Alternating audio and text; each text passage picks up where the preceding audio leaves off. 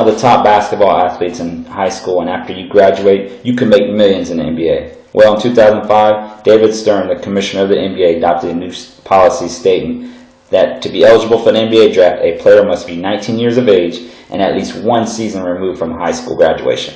The rule, in effect, mandated a year college before anyone can turn pro. Although the rule is set, there are numerous reasons why the rule should be voided, and I'm going to show you the statistics of the 2006-2007 NBA season, how the military is similar to the NBA, and how colleges and NBA are affected, and some positive notes about players going into the NBA straight out of high school.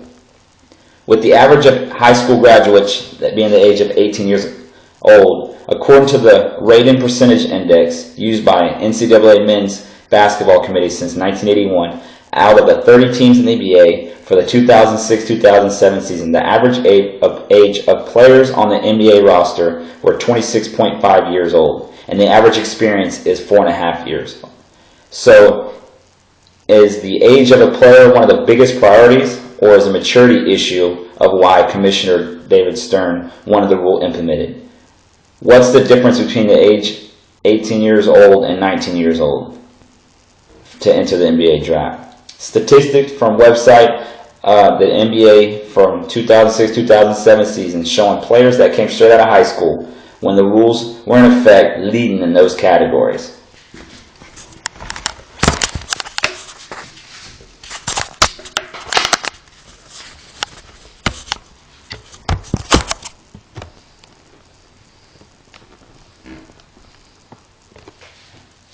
As you can see here, Kobe Bryant and LeBron James were number 1 and number 2, and they came straight out of high school. Everybody in orange came straight out of high school.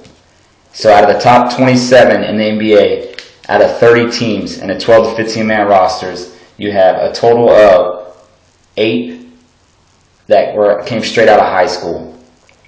So that's a high percentage coming straight out of high school.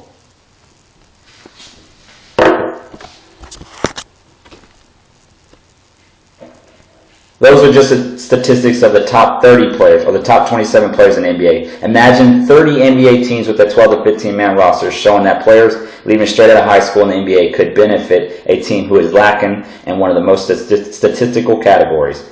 Another thing to think about is the comparison of individuals leaving high school, entering the military, and those of leaving the high school to enter the NBA draft. Is it legal to join the military at the age of 18 with the permission of a parent?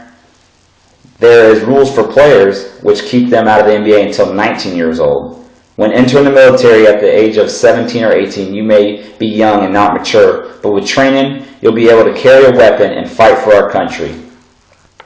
With the experience of fellow companions, the person is shaped into what is expected of them. The same goes for players entering the NBA draft.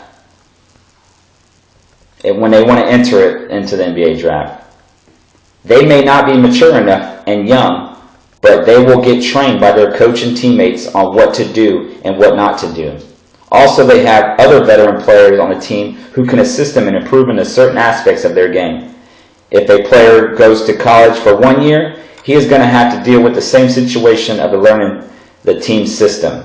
After enlisting into the military straight out of high school, you have the option of paying for the Montgomery GI Bill, which will pay for a lot of your college. So you don't have to go straight from high school to college and receive a degree, then you can enter the military. The same goes for enter the NBA draft. Commissioner Stern forces players that aren't good enough for the NBA to either play overseas or go to college.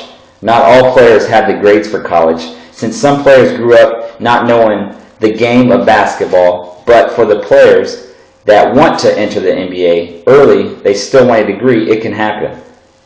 There are players now that are finishing their degrees up after the years. According to Jet Magazine, Jerry Stackhouse of the Detroit Pistons and Antoine Jameson of the Golden State Warriors and Juwan Howard of the Washington Wizards went back to school and completed degrees.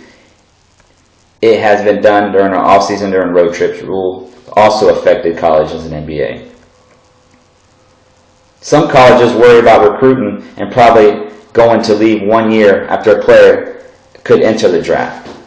Most players in the NCAA want to chance the Final Four or win that championship trophy for their college.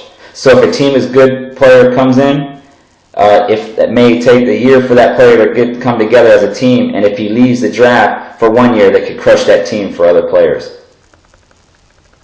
Reebok director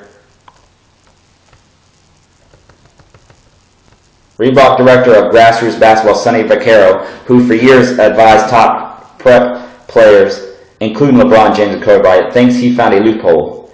The GED is a major loophole. It believed that a player is 19, passes his GED, then sits out his final year of high school, he would meet the NBA requirement.